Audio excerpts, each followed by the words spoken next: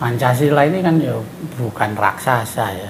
Kenapa Pancasila itu selalu diidentikan menjadi simbol jati diri bangsa Indonesia? Menggunakan sistem mewakili dari beberapa partai. Betul. Ya. Semua penting dan harus dilindungi. Bukan contoh jati diri bangsa. Bukan, itu adalah tindakan ekstrim. Otomatis jadi stres ini kalau kita mengikuti yang ini. Saya kira hampir mirip itu. Jadi kalau mereka kelompok-kelompok kecil ini sudah sepakat seperti ini sebagai bangsa menjadi semakin jaya gitu. Jayalah Indonesia. Jayalah Indonesia.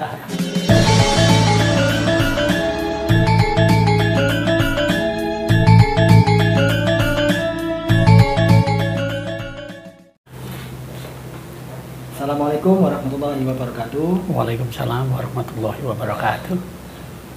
Kembali lagi bersama kami di acara Ngobrol Peduli bersama saya, Cahan dan Pak Dimino. Acara hari ini cukup spesial dengan topik Pancasila sebagai perisai bangsa. Dan kebetulan hari ini kita kedatangan tamu host dari channel Ngaji Ngolajiwo, Mas Fage. Apa kabar? Baik. Wah, nyatanya semangat sekali nih Mas Fage-nya. Pade juga sehat, Pade? Oke, ya. Oke, topik tadi ada tentang Pancasila sebagai perisai bangsa. Oke, Pade, saya mau bertanya, Pade. Yep. Pancasila ini kan abstrak ya, Betul. wujudnya tidak ada, Ya, tapi diwujudkan dalam bentuk lambang. ya. Itu keinginannya Pancasila seperti apa, Pade? Petanya itu, yang dimaui Pancasila itu. Oh, gitu ya. Jadi Pancasila ini kan lambang ya, nggak ada wujudnya ya, Betul. hanya simbol. Terus seperti apa? Ya. Apa itu peta jati diri bangsa Indonesia kan begitu ya? Iya. Iya, benar. Jadi Pancasila ini kan ya bukan raksasa ya. Jadi sifatnya itu abstrak yang melambangkan jati diri bangsa Indonesia. Tapi memang ada petanya. Jadi Pancasila ada ini kan sebagai jati diri bangsa Indonesia. Dan kita harus jati diri bangsa ini pertama harus dasarnya adalah kebinekaan Nusantara ya. Jadi bangsa kita ini kan nggak bisa hidup di awang-awang kan begitu ya. Betul. Jadi kita perlu Nusantara. Jadi sandang, papan, pangan. Kita perlu Nusantara, kita perlu tempat Nusantara, pangan, sumber daya alam Nusantara ini untuk kehidupan kita. Juga sandangnya. Nah, jadi Nusantara ini adalah mutlak harus kita pertahankan. Yang kedua yang nggak bisa kita tolak adalah Nusantara ini bineka. Jadi Nusantara ini adalah kebinekaan. Jadi berbeda-beda ini. Kebinekaan ini yang tidak bisa kita tolak, harus kita terima. Nah itu jadi kebinekaan ini yang harus kita lindungi. Karena itu perlu jati diri Pancasila. Ya, jati diri Pancasila ini yang berdiri di atas kebinekaan. Beda-beda suku, ras dan budaya. Iya, ini kan beda-beda, rasnya beda, sukunya beda, budayanya beda. Terus jati dirinya yang mana? Kan nggak mungkin jati dirinya itu hanya Jawa saja, Betul. hanya Sumatera saja, kan nggak mungkin. Mungkin. Harus ada satu aku bangsa Indonesia, yaitu Pancasila. Bukan aku Madura, aku Sumatera, aku Batak, enggak ada. Semua lebur menjadi aku besar, aku bangsa Indonesia, yaitu Pancasila. Artinya apa? Bahwa Pancasila ini harus ada sebagai jati diri. Bagaimana bagian-bagian kecil kelompok-kelompok suku ini sebagai apa? Ini bagian dari Pancasila. Bagian dari Pancasila. Oleh karena itu, jati diri Pancasila harus menganggap bahwa setiap bagian yang ada di Indonesia itu tidak ada yang buruk. Tidak ada yang buruk. Dan harus dilindungi setiap bagian Indonesia ini. Setiap kelompok-kelompok manusia di Indonesia ini tidak buruk. Karena itu harus dilindungi. Terus bagaimana ada kelompok-kelompok yang akhir-akhir ini bikin masalah, konflik dan macam, lah itu bagian dari diri kita yang terlalu ekstrim. Karena kalau ekstrim itu sama saja dengan meniadakan Pancasila. Kurang ajar nih. Iya, wong aku bangsa Indonesia itu Pancasila kok. Kita ini kelompok yang lain itu bagian dari Pancasila. Karena itu tidak boleh ekstrim melampaui Pancasila. Nah, karena itu bagian-bagian dari diri kita yang sehat itu bagian-bagian yang tidak ekstrim, sehingga memberi sumbangan positif bagi bangsa Indonesia. Nah, itu yang perlu. Untuk mungkin dari Mas Fakih ada pertanyaan? Ya, mungkin saya tanya ini aja. Kenapa Pancasila itu selalu diidentikan menjadi simbol jati diri bangsa Indonesia? Iya. Simbol jati diri bangsa Indonesia. Kenapa harus Pancasila? Ya karena kita harus punya jiwa satu. Jiwa kita itu satu. Walaupun berbeda, ini bagian dari diri kita. Nah, kalau banyak itu kan terfragmentasi. Seandainya jiwa manusia itu terfragmentasi, juga tidak bisa jadi jiwa yang sehat. Bangsa ini supaya memiliki jiwa yang sehat, ya harus ada Pancasila. Jadi kami itu satu, yaitu Pancasila. Aku, kami itu satu, aku Pancasila. Sedangkan kelompok-kelompok yang lain ini bagian dari Pancasila. Seperti yang saya terangkan tadi. Dan tidak boleh ekstrim. Ya seperti jiwa manusia ini kan banyak bagian ya. Banyak aku gitu ya. Nah, kalau aku kecil ini sampai ingin menguasai kan jadi jiwa yang nggak sehat. Saya kira Pancasila juga demikian. Kalau saya tangkap Pancasila ini karena menaungi seluruhnya ya, dari kelompok-kelompok kecil, ideologi kecil ya. Kalau dilihat dari teori himpunan di matematika itu kan ada namanya himpunan semesta, ada himpunan bagian, katanya Pancasila itu ada di himpunan semesta sepertinya. Seperti itu.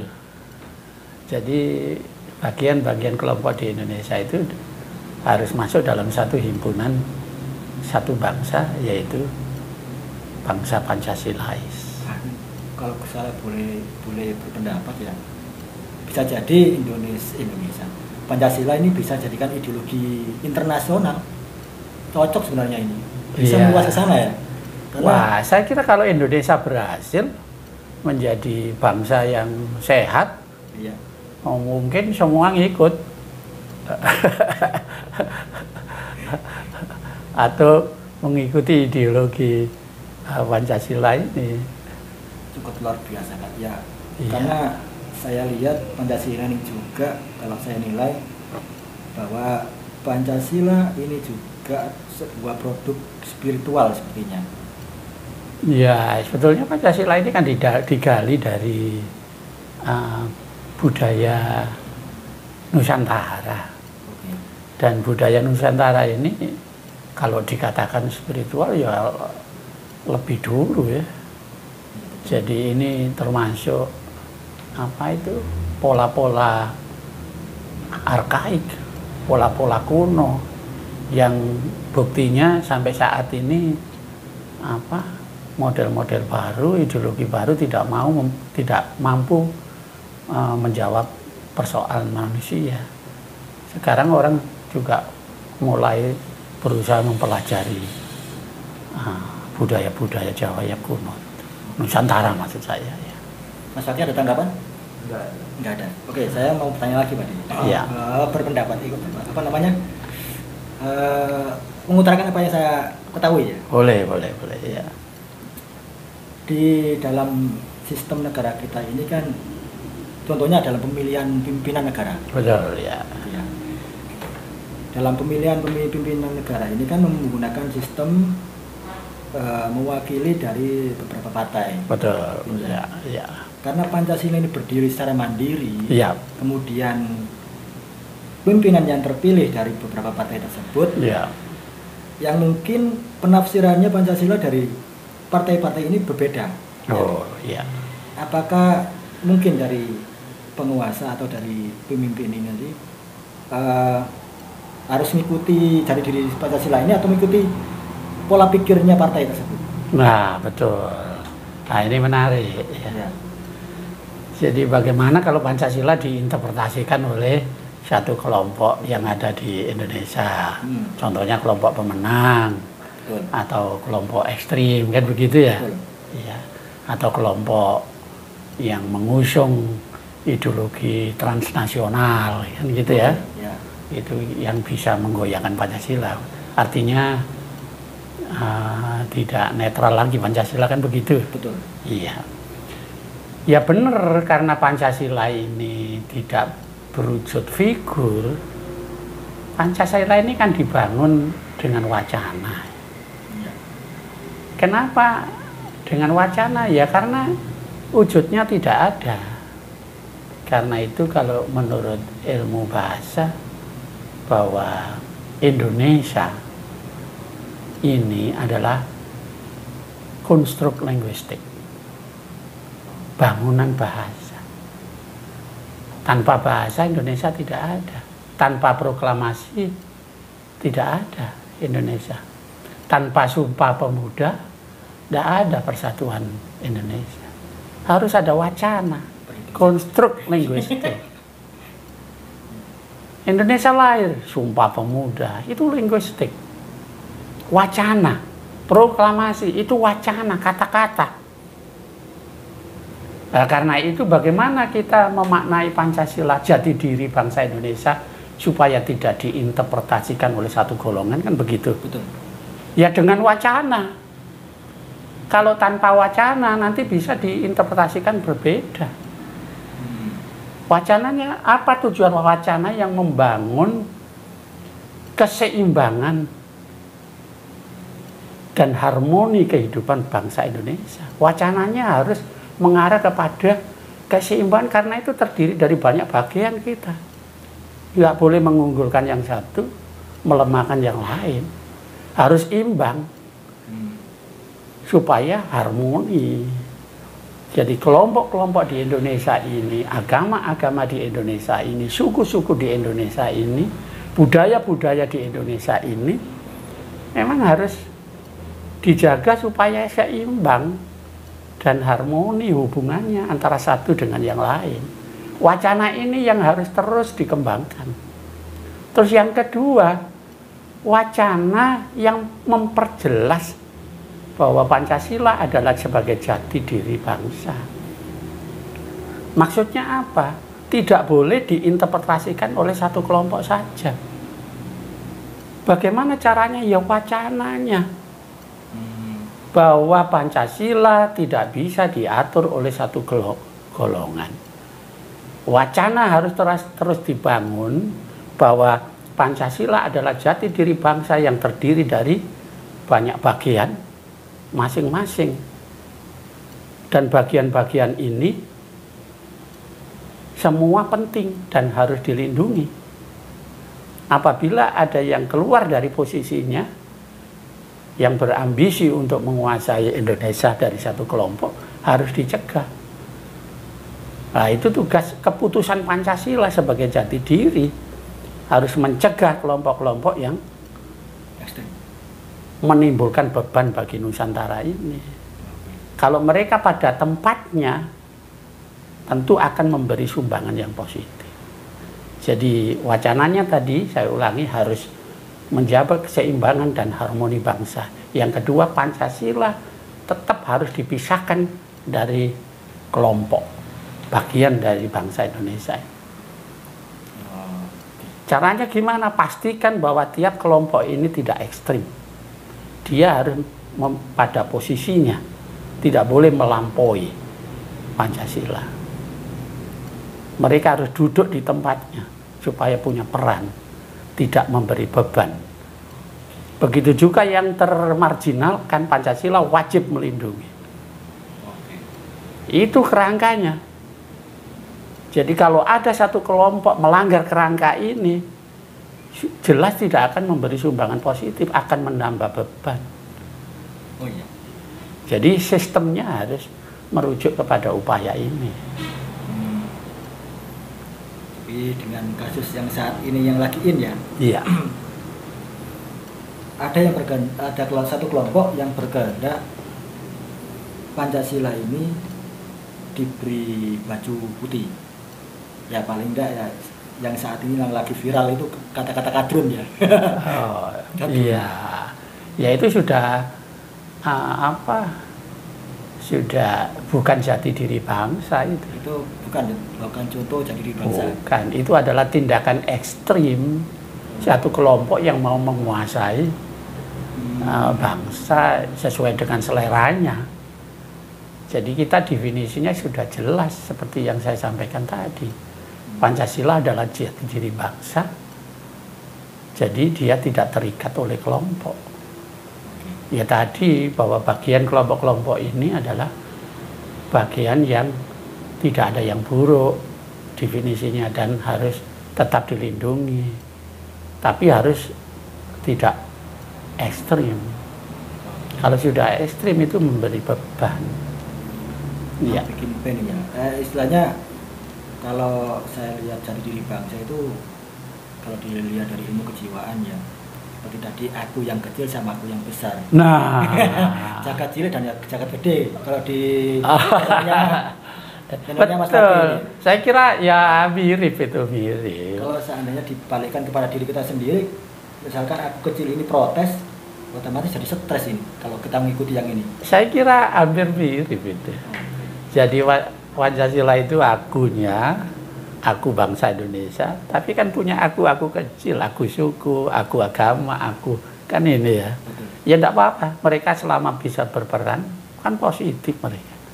Oke. Jadi kalau mereka kelompok-kelompok kecil ini sudah sepakat seperti ini, tentu saja mereka memberi sumbangan-sumbangan besar bagi negeri. Tapi kalau ingin menguasai ini akan menimbulkan beban, menguras energi, menghabiskan daya, tapi tidak jadi harmoni, gitu loh. Ya, saya kira hampir mirip seperti itu.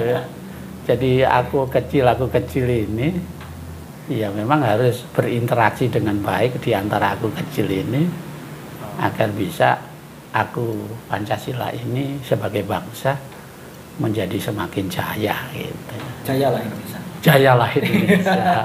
Mas Fakih ada tanggapan Mas Fakih? Enggak ada. Sudah cukup jelas ya.